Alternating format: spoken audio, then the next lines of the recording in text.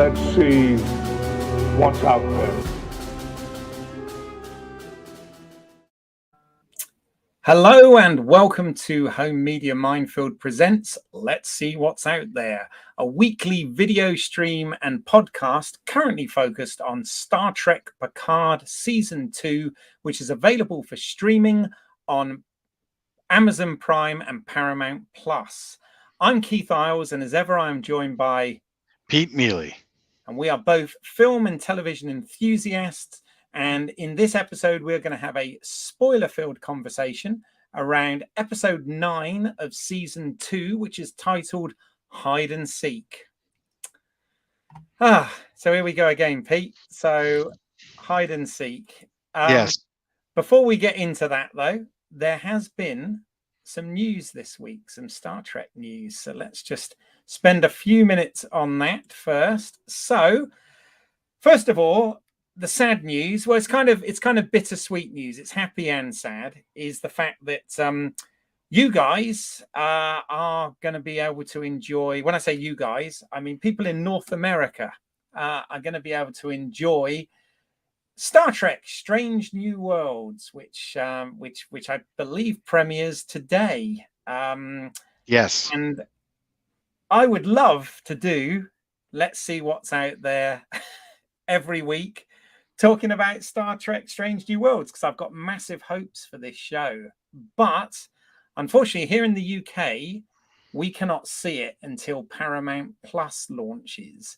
And we are not going to get Paramount Plus until the 22nd of June. So it's not a massive wait, but it's long enough a wait to kind of make having a weekly show null and void. So yeah, I guess my first question for you as an audience, if you're listening or watching this, if there is indeed anyone out there, is do you want us to cover that as a sort of one-off show sometime towards the end of June or beginning of July when we've caught up, or when I've caught up, or what? What are your thoughts? Any thoughts on that? Obviously, we're not going to take to the high seas to to do this show, because that's not what we're about. But we want to do everything legit. But annoyingly, I'm not going to see it, and I'm really annoyed because I am itching to see it, and I know I've only got about a month and a half to wait, but that's long enough. Yeah, I mean, I'm not going to spoil anything for you. I am going to stay current with this. Of course. And I think that I mean, on one hand, I'm really hoping that you get Prodigy in June, so you can watch that quick and we can have a conversation about Prodigy. I have not kept current with Discovery because I knew that we weren't podcasting about it. So not only do we have a Prodigy podcast that we've got to do, because I do want to talk about it with you, we probably have a Discovery season 4, at least one episode there, and then we're going to have Strange New Worlds. So I think we part of me feels like we have to wait and see how much we enjoy Strange New Worlds before we get into it. Fair enough. Yeah, absolutely. And apparently other regions, because I don't want to just act like this is just about the UK and the US, but I've been told it is going to be rolled out to other regions, but some places will have to wait until 2023 to get Paramount Plus. So I suppose I shouldn't be bitching too much, should I? Yeah. Well. The other big news this week is, which is quite an interesting one, is we have recently talked about the animated series of Star Trek, and in that it did actually feature the character of Robert April, who is the first captain of the USS Enterprise before Pike and before Kirk. And the only time he's been sort of shown on screen so far has been in the animated series, where he was voiced by James Doohan. But he has actually been cast as a live action version for Strange New Worlds Season 2. The actor Adrian Holmes will be playing Robert April. Now, obviously, I've heard that the rumor is that he's going to be an admiral in this. So it does, when we talk about whether the the animated series is canon or not, obviously in that episode, Robert April was a Commodore. And of course, Robert April was white in that episode. So they've gone different with the casting here. But Adrian Holmes is a fantastic actor, and I'm really excited to see this character come to live action. Adrian's credits, they go back to sort of the late 90s, early 2000s. He was in guest roles on like The Outer Limits, and did some voice work as well on a Wolverine Sabretooth animated film. He appeared in The Collector as Dion Walker between 2004 and 2006. He was in the guest spots on the TV show Black Lagoon, Hot Wheels Highway 35 World Race. He played Torque Maddox. The Andromeda Strain miniseries, he played Sam Barton. These are just selected credits, by the way. A series very close to my heart, Smallville. He played Basquet and Griff in several episodes of that. Also appeared in Human Target, V, the reboot series as Agent Caldwell. True Justice, playing Marcus Mitchell. He was in the TV movie Battlestar Galactica Blood and Chrome, playing Zachary Elias. As I said, he's also done some voice work in more recent years. Let's get up. He was in Supernatural, playing James Turner. He was in Arrow, playing Frank Pike. He was in what have we got? And he's going to be in, should I say, the upcoming Bel Air TV series, playing Philip Banks. So I think that's out. Yeah, he's done a lot, and he's going to bring a lot to Star Trek, I'm sure. So I was really pleased to see that news. The other news is Robert Kurtzman has indeed been Alex Kurtzman has indeed been interviewed recently with the release of Strange New Worlds. To be fair to Alex Kurtzman, he's as bummed as everyone about the Paramount Plus situation. That's of course got nothing to do with him. That is a Paramount corporate and technical rollout side of things. But he has made some announcements that we are due to get, as well as a second season of Strange New Worlds. We are going to get the Section 31 series, which has been rumored about for a long time now. Michelle Yeoh is coming back for that. There is also going to be a Starfleet Academy TV series. And he's also mentioned, Pete, which you might find interesting, that they are going to also produce some dramatic podcasts around Star Trek. Oh, yeah. So some audio adventures or whatever. So there's a lot going on there. Star Trek is definitely here to stay. So, but yeah, I guess with the news out the way, we should get on and crack into this episode and engage.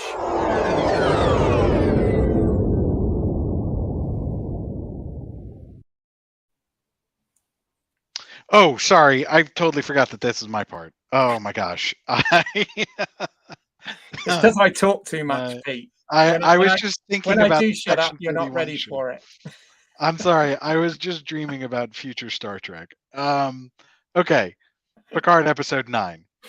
The Borg mercenaries and Queen Jurati beam into La Sirena. The computer codes get hidden in an Elnor hologram to lock the Borg out, and Rios, his doctor, and her son beam off into hiding. Picard 7, Raffi, and the Watcher split up to fight the Borgs, and Picard and the Watcher end up walking through more Picard memories, where we find out that Picard let his mother out after her dad locked her up, but she killed herself, so Picard feels guilty. Meanwhile, Raffi and the Elnor hologram have a meaningful moment together. Seven tries to get around the Borg Queen, but she mortally wounds Seven until Jurati and the Borg Queen come to an agreement to make a new kind of misfit Borg collective, and then they save Seven and let the Borg Queen take off in La Sirena, who heads to the Delta Quadrant to get a head start on Borging. Okay, a lot to unpack there, which we will get onto. But first, let's make it so.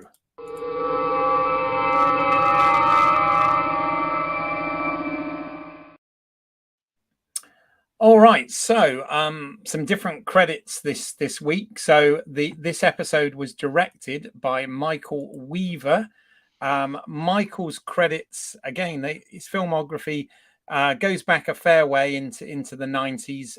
He's been director of photography on the TV series LA Heat. He directed episodes of Malcolm in the Middle, Notes from the Underbelly, Pushing Daisies. He was a director of photography on those, actually. Parenthood, the TV series. Hello Ladies, which, oh, that's a great show, by the way. And that's what's his name, Stephen Merchant? Yes, Stephen Merchant. And do you know, I said he's doing a lot of what an idiot. Sorry, I wasn't prepared either. I'm reading his DOP credits, not his director filmography. So there you go. What do I know? Yeah. So anyway, in terms of director credits, he's been, and you're right, it was the Stephen Merchant show, which is really good. But yeah, he did direct a lot of these shows as well. So he directed Californication, did quite a few episodes of that. Parenthood, which, as I said, he also DOP'd on some. About a Boy, the TV series. The Mindy Project, he directed 12 episodes of that. The Path TV series, 12 episodes. Future Man, don't even know what that is, but it's a TV series he did 4 episodes of. Good Girls, and most recently, Star Trek Picard. So he's going to be doing, I can give it away, he's done this episode, but he's also going to be doing the season finale called Farewell, which is out next week. So quite a lot of, obviously, TV directing credits there. Writers this week were Matt Okumura and Chris Derrick. I hope these are correct pictures for them, by the way, because it was very difficult to find anything about them online other than their actual credits. Matt's credits, they go back to writer on Into the Badlands, and he also wrote an episode of Smallville called Fever back in 2003. He was the story editor on Leverage Redemption TV series, and again has been involved here on Star Trek Picard. And Christopher Derrick, his writing credits include, he's done short films prior to this, actually. So it's, as a writer, he's new to Star Trek Picard, but he has worked, as I said, as crew and everything in the past on other stuff. And then the other person I wanted to mention, just because we did talk about him last season, but we haven't mentioned him at all this season, and I think he does great work, is Jeff Russo, who's the composer on Star Trek Picard, as well as many of the other shows.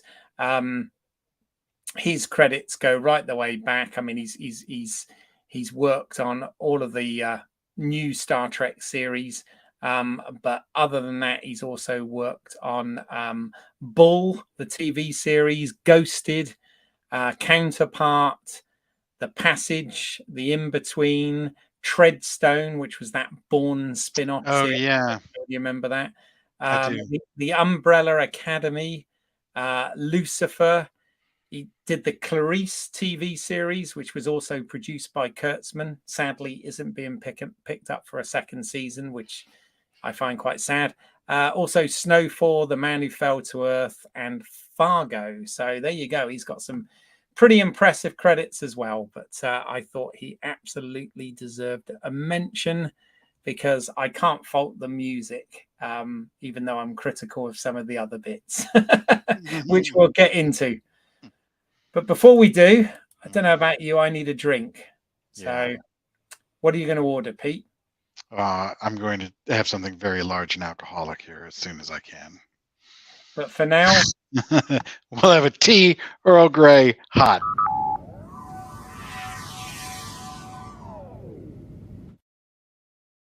okay. So Easter eggs from this episode. Did you were there any that jumped out to you, Pete? No, I didn't notice any, but then I did see one online that I thought was really cool. Okay. So I have to admit, I did not notice this at the time. Right. But somebody pointed out that young Picard is playing with an NX model ship,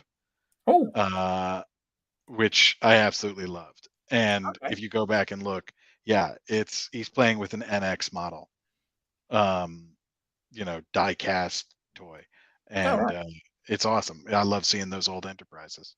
Yeah, absolutely. That's cool. You put it this way, your one is one I certainly didn't spot. So I really like the NX model ships too. Yeah. So no, absolutely. All right. Well, I've got a slide with a few bits and pieces and nothing sort of major. I struggled a little bit this week. I mean, these are kind of both Easter eggs and sort of continuity things and mentions, and some of them might even be a bit problematic, which we'll get into. But I've got a picture of Robert Picardo there, not as the Doctor, but as the emergency command hologram, which he became in one of the episodes. And of course, we get an emergency. What is Elnor referred to as in this one? Is it an emergency command emergency combat hologram? I think. Yes. Episode, but we also see that he is wearing a mobile emitter, much like the Good Doctor used to wear, which was a piece of 29th century technology that they managed to get hold of in the time travel episode Future's End. So it was interesting to see that the Elnor hologram was actually wearing one of those, which was, I guess, a piece of Easter egg or continuity or whatever you want to call it. The other one is Picard's mum. Obviously, what happens to her in this episode, which we'll get into. But he, in the first season episode where no one has gone before, I think it's literally one of the first episodes of the Next Generation. He has an hallucination where he sees his mum as an old woman on the ship, and she asks him for a cup of tea. Now, for a lot of this episode, I was thinking, well, that's a retcon, that's a continuity error. But then, as they tend to do in this show, and I have to credit them for, is they kind of explain it away in a line of dialogue, because Picard says that, he used to imagine his mum as an older woman and she'd invite him for a cup of tea. So I suppose, a little bit like, when they do these things, I actually do like it. It's like with they used a line of dialogue to explain why in season 1, why the Romulans of the original series and the movies look different to the Romulans of the Next Gen era with the forehead ridges and stuff, and they said about it being from a different part of Romulus and whatever, which kind of was a line of dialogue, but hey, that sort of thing satisfied me. The other thing is in the film Insurrection, when Worf and Picard are looking for data, he does say in that he and his mum used to play hide and seek when he was a kid. So again, a bit of, I guess, continuity there. The other thing which I've got kind of a little bit of a problem with, even though I enjoyed the shout out, is Raffi says to Seven about how she should be a Starfleet captain. And she mentions after Voyager got back to the Alpha Quadrant, she was prevented from joining Starfleet, and Janeway put in a good word for her. Yeah. But it never came off. The reason I found that problematic is obviously we saw last season that Icheb, who was also, once a Borg, had joined Starfleet. I guess it's later, though. I suppose that's how you could answer that one, is it was much later that he joined. But the other thing is, if Ravi and Seven are supposed to have been in a relationship for a year prior to this coming or whatever, I'm just surprised that never came up before. I don't know. I'm very nitpicky of me. But I did sort of think to myself, oh, really? They've not ever discussed that before. And the other thing, I suppose, one could say that it's her not being allowed in the Federation or in Starfleet as a Borg. Bearing in mind she was made a Borg when she was a little girl. I don't know. Is that showing some bigotry that's very non-Federation? Yeah. But yeah. I don't know, like it. I know I pick a lot of holes in things where they might not be needed, but yeah, I don't know. I didn't really spot any others, to be honest. But yeah. Good point. Any more you can think of? No. All right. Do you want to get on to the next bit then? Let's move on. Okay. How many lights? There are 4 lights. I just love it when you do that. Thank you. So, any predictions on your part then? We've only got one more episode to go. They've got a lot of stuff to fix in the last episode. And anything that you particularly think is going to happen? More and more, I think that Girardi is going to be the Borg Queen that we saw there, right? Like I feel like they're really gearing that up.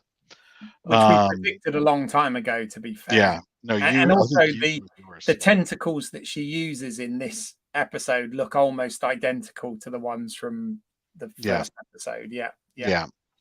So I think that's there, and I think that also makes sense with the Borg, trying to join the Federation, right? At that point, if she's created a different type of Borg, makes sense to me. Causes some timeline issues, but kind of sense. Yeah. This is a major, which we'll get into, I'm sure, but absolutely. But any other thoughts? No, I mean, let's get this over with. All right. Well, I mean, obviously, I haven't really got any predictions. The only things I was thinking is, okay, so if Q snaps his fingers, will it put everything back? Will they appear back on the bridge of the Stargazer where they were at the beginning of episode 1? How will that happen? Because obviously they don't have a ship now to get home with or in. And I just wondered, I don't know, but we already know that season 3 is going to feature the original crew, because they've already announced that, and that they've already even had a trailer for that. I'm just wondering if it's going to dovetail, and whether or not, once the timeline in the future is put right, whether Riker might assemble the team and they might go back to collect Picard and co from the past.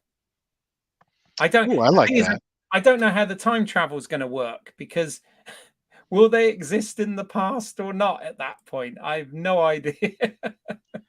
Yeah, to be honest, I wouldn't be surprised if Cora or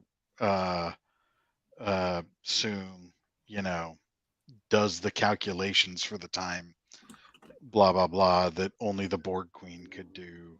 I feel like that's not an impediment in terms of story for how to get them back. I guess they don't have a warp capable ship anymore, right? But Well, yeah, they're stranded. I mean, this whole yeah. thing was very problematic, but we can get into that when we draw the Oh, line. no, yeah. You know what? The Watcher is gonna just Watcher them back. Yeah. Fair enough. Well, let's draw a line and then we can get into it. So the line must be drawn here.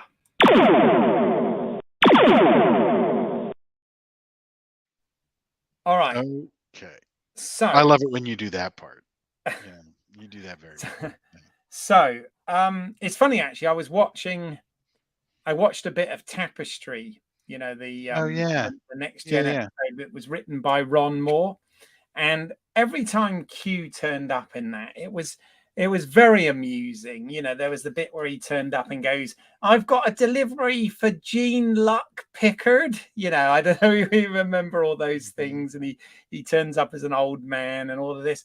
And I'm thinking, yeah, you know, it's such a shame that Q in this series hasn't been utilized in that way. You know, Yeah. I just think it's a shame that we haven't seen much of him, but sure enough, he's going to turn up in the last episode, I'm guessing. But For sure. hey, so yeah, I'll let you start because I've got various observations, but yeah. Okay. Big picture, I think it's safe to say that, you know, when Picard season 2 started, I was watching every episode a couple times. Like there were things that I didn't love, but I was going with them.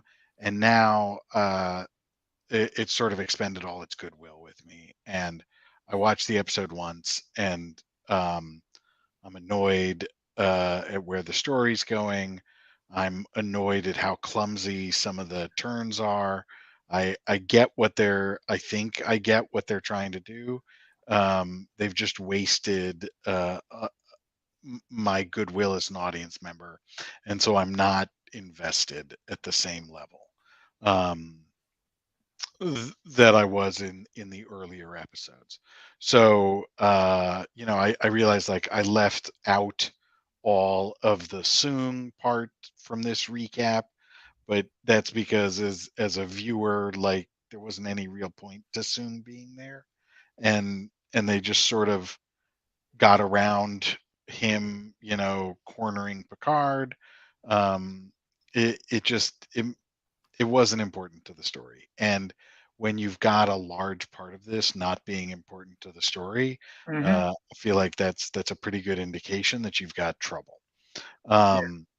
The the Picard drama that is introduced here, right, where Picard feels guilty for the death of his mother. Yeah. Um, you know, I feel like okay, that's a valid writing choice.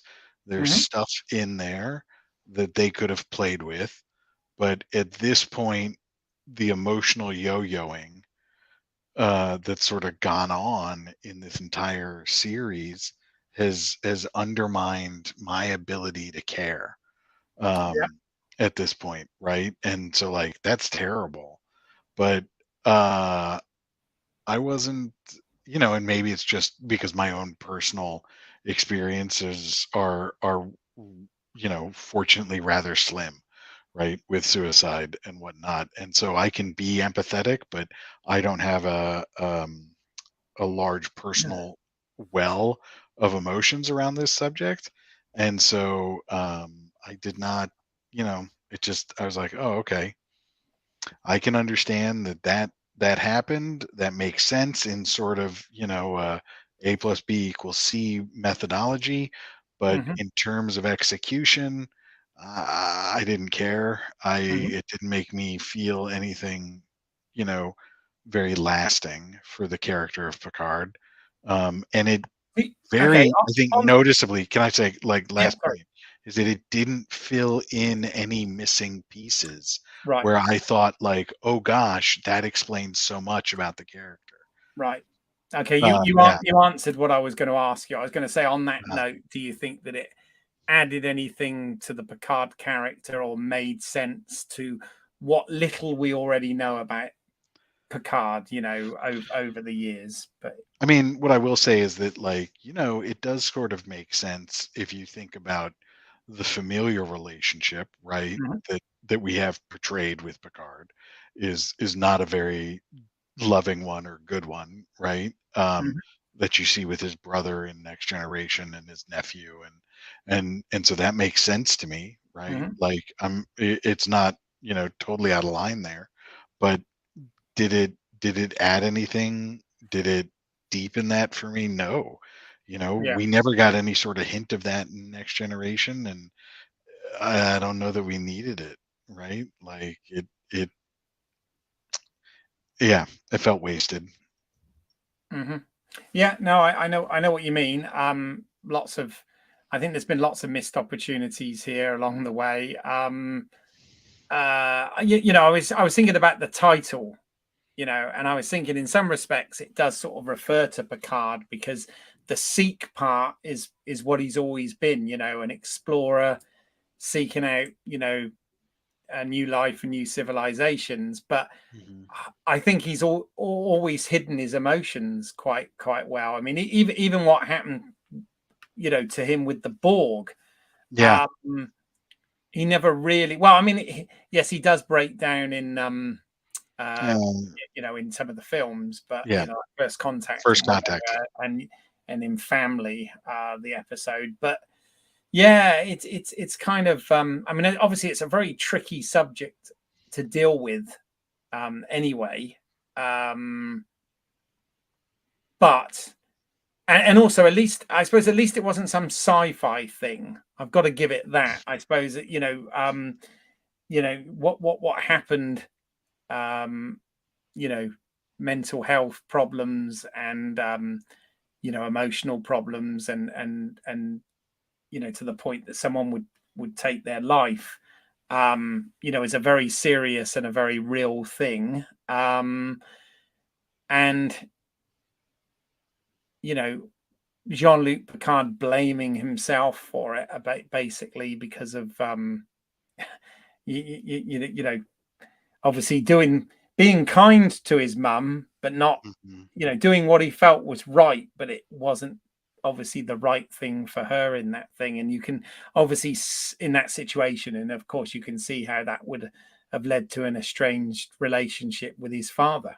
So, which again, I mean, I have some, you know, arguments about that, right? Because I feel like at no point should any rational adult blame a child for, you know, another adult's mental health issues, right? And so, like, yeah, like, I mean, sure, you can see how maybe the father would blame him, but I also think, like, if if we're gonna say this is the future, right, where humanity has evolved, um, w- we can't hold a child responsible for an adult's action, you yeah, know? yeah, Like, and so like the hints of that, I was like, oh, it just doesn't sit right with me. Um, it you know, it felt manufactured again for little payoff, and we've already, you know, like, I guess I found the mother abandoning Picard in the under caverns for hours much more sort of like traumatic and easy to relate to. mhm. And so then for that to like not actually be the issue was this other thing. I was like, well, I don't know, you know. Yeah. I also felt, and I mean, again, you know, we've talked about the sort of, particularly as apparently this was, you know, rewritten during COVID. But we've talked about the sort of writing and the structure and how, you know, bizarre it's been in places. And what I found sort of weird here was we kind of had very much a retreading of the Mhm, episode 2 episodes ago when we were in his head. It's just that this time we had it, you know, physically and as of actual memories in the mhm. in the physical world rather than um you know, doing things in his subconscious. Yeah. And you know, but I mean, we'll get into that, I suppose. But yeah, I mean, where to start. It's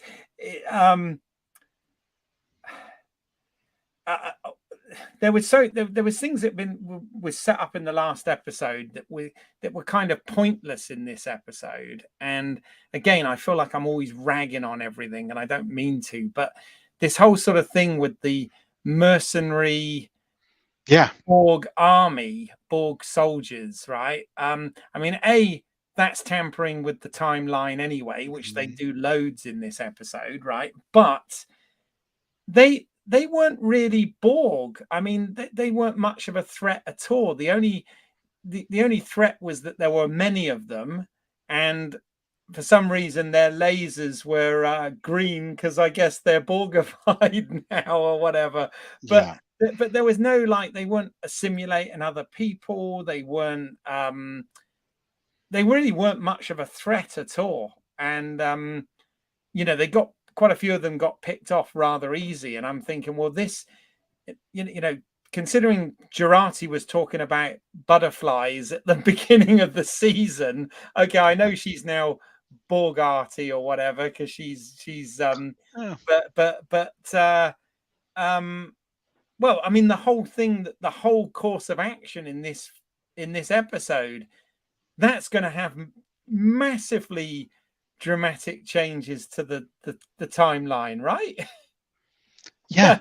I mean, it doesn't make sense. Like, it also, like you said, like they don't really use this army except as cannon fodder. And also, no, yeah, exactly. And also, if they're going to go back and save, if the final episode is going to be about them making sure that Rene Picard, makes that space flight or whatever, it's like, well, does any of that actually matter now? Because we've just had a ship from the future leave Earth's atmosphere in this time, and surely that would have been detected, right? Yeah. It's I don't know. I had real issues with what they did there. I'm sort of like, this makes no sense at all. And yeah, I don't know. I just feel like the middle of this season, I mean, the opener, I couldn't fault. I loved it. I'm hoping we're going to get a great closing episode, although they've got a lot to do. But this whole bit in the middle, there's been a lot of treading water and sort of, plot contrivances and stuff. And yeah, I mean, I don't want to be ragging on it so much, but even this sort of Borg Queen Jurati stuff, obviously that's been a trope of films in cinema for years. Yeah. And, Quantum Leap, and, there's been movies, but, when Ron Moore did it in Battlestar Galactica with James Callis, actually, he used to have a head 6. Okay. But there were always very specific rules. There was even a little musical cue and everything that would happen, but there was always rules as to when and how he saw her and who else couldn't see her and how they didn't see her. But it seems with this, because Alison Peel was a season regular, whereas Annie Wershing is a guest actor, they kind of, I almost feel like, it should have been the Borg Queen with I don't know, the whole thing with the sort of head Borg Queen is been a bit inconsistent, I feel, across the again, I'm being quite nitpicky, but across the episode, the way it's been depicted. And yeah, in this it was kind of, obviously they've merged now, but it was kind of, and the switchover, right, where it was supposed to be like, at one point the Jurati was in control with Borg influences, and then for a minute, for a little while, there was the Borg Queen in control with Jurati influences, right? Yeah, that's what I mean.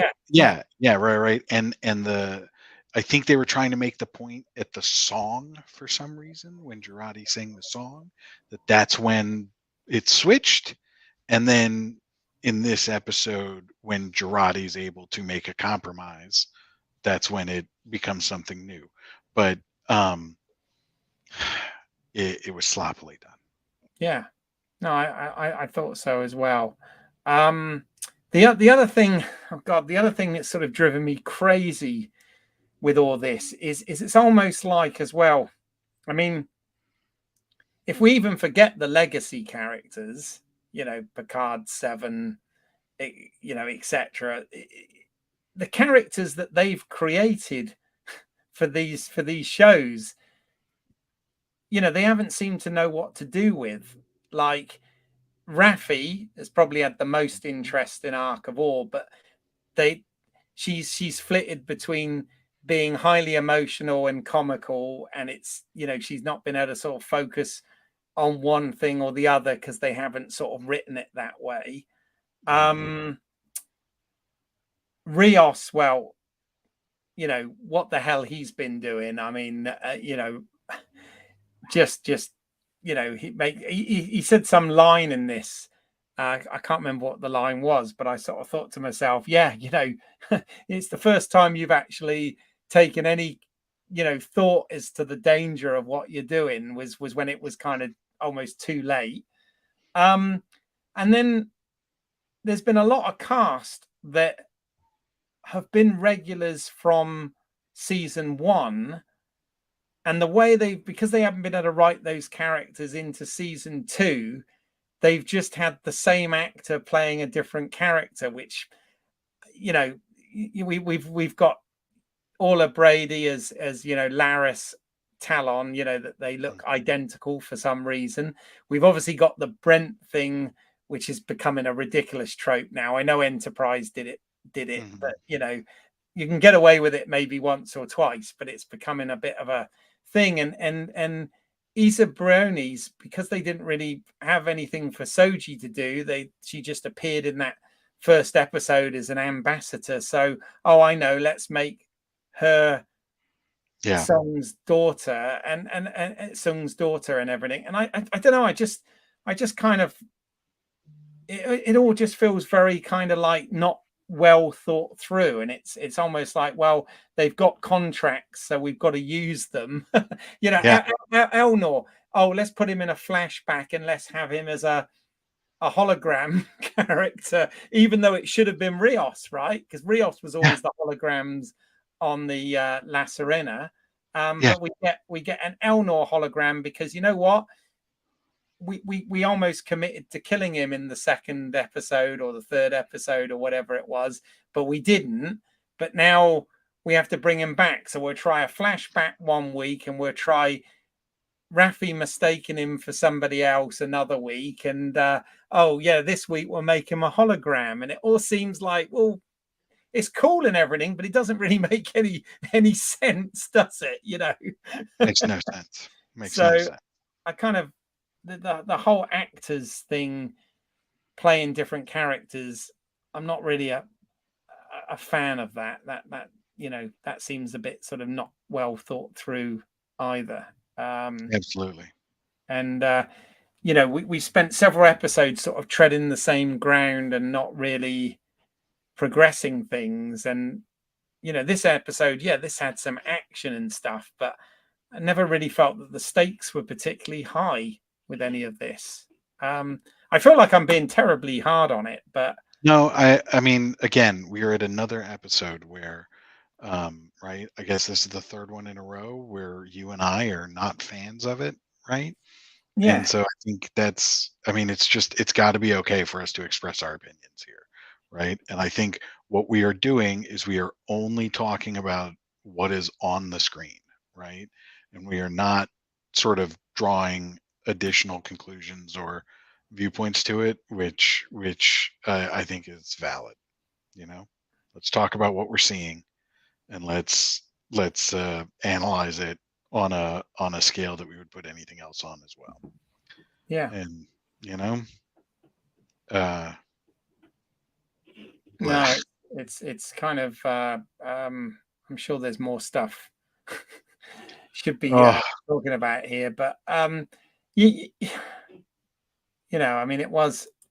I would say it was maybe slightly more enjoyable than last week's, but not by much. And Not by much. the other thing is that there feels like there's so many missed opportunities, and I know, again, we've talked about this. You've got a network and a studio and a production company and schedules and many moving parts and a team of writers and different directors and all of this sort of thing. So there's a budget to adhere to and all of this sort of stuff. So I know there's sometimes only so many things you can do, but even if they tried things like I know it's a Frakes episode, but the thing with the heist, if you like, the party heist one, and that was supposed to be on a ticking clock. And I think if they tried that as a one-shot real-time thing, that would have been interesting. And then the episode where we went into Picard's mind, if they'd forgotten all the other characters, they felt like they had to give the other characters something to do. Whereas I'd have rather just it been not Laris, what's her name? Tallinn and Picard, in that episode, and they could have done some really like bizarre things with it, some sort of almost make it look like Suspiria or something like that, do some really bold things with the visuals and the narrative, and try something different. But instead it feels like they were just treading water. And like instead of in that episode making it seem like Picard's mother just went to psychic jail for the rest of her life, right? Like, I didn't pick up any sort of subtle hints in that episode that Picard's mother died, tragically, right? But like, if they had started to hint at that, right, then I think maybe it would have, instead of like spoiling the surprise, it would have built up to it in a better way. And so, like you said, wasted opportunities. And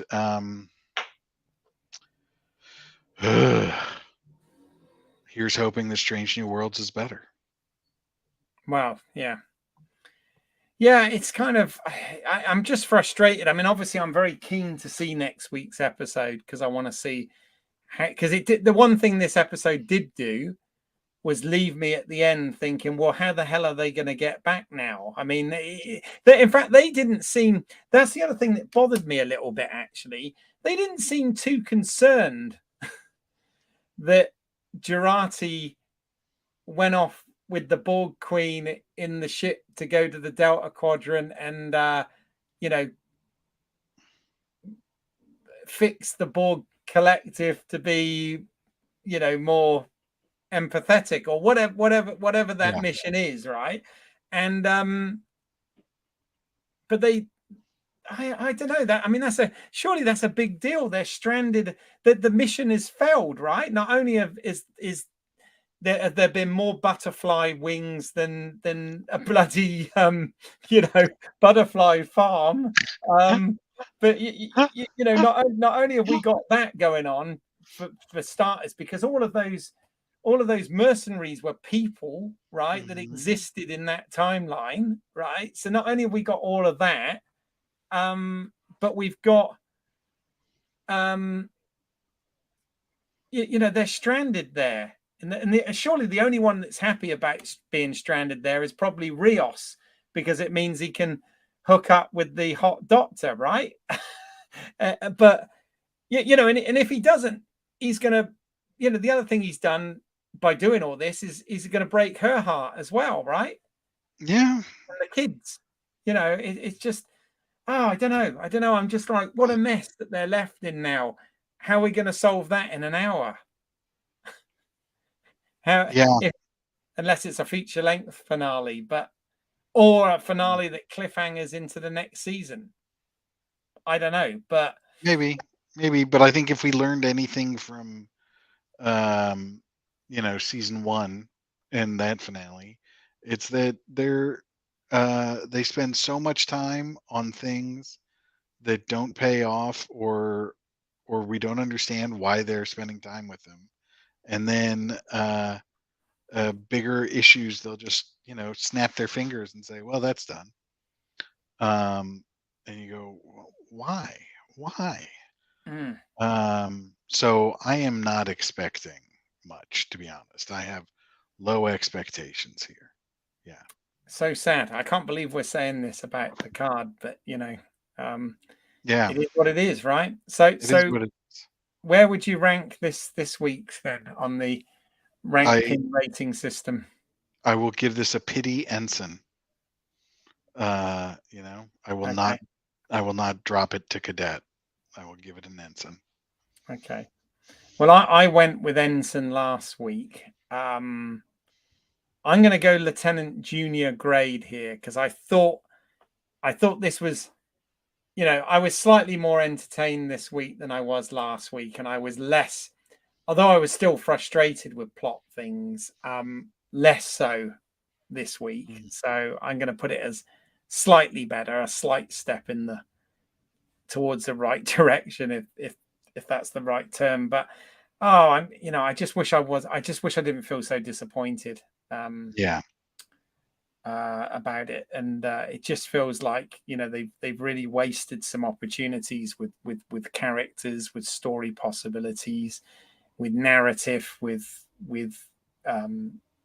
visual direction, all sorts of things in this last few episodes, and payoffs. I'm just trying. I wish I could say. I want to say something positive to end it on, but I'm struggling. Let's see how they kill Q. There was a lot of nonsensical here. So, all right. So, have you got anything else to add? No, I'm sorry. It is a letdown of a podcast episode here, right? Where we're just sort of. Yeah, well, I wanted it to be more. Well, I mean, we pointed out some Easter eggs and stuff. But, all right. Well, let's.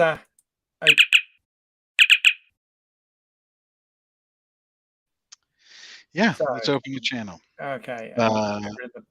Right. If you are listening to this as a podcast, please check out the Home Media Minefield YouTube channel, and you can watch the live stream. You can see all the graphics that Keith has lovingly put together. If you are watching it, please don't forget to check us out as a podcast. Found wherever all good podcasting apps are found. We're also on social media at LSWOTcast on all of those good social medias, or send us an email, lswotcast@gmail.com. Personally, you can find me, Pete Mealy, on Twitter at Too Many E's, TOOMANYEES. Keith, where can people find more of you and your work? Yeah, sure. Obviously, you're on this channel. As I said, consider giving us a like, subscribing, checking out some of the other work, etc.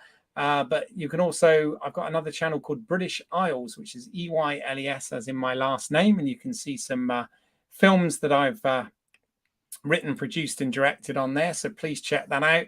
Also on this channel, please do check out, I have talked about some Star Trek on 4K in a little video, whether now's the time to do it or whether you should wait. So check that out if you get time. And also coming later this week, we will be discussing the finale or the last two episodes, should I say, of Marvel's Moon Knight, because we've been doing that on Let's See What's Out There Plus.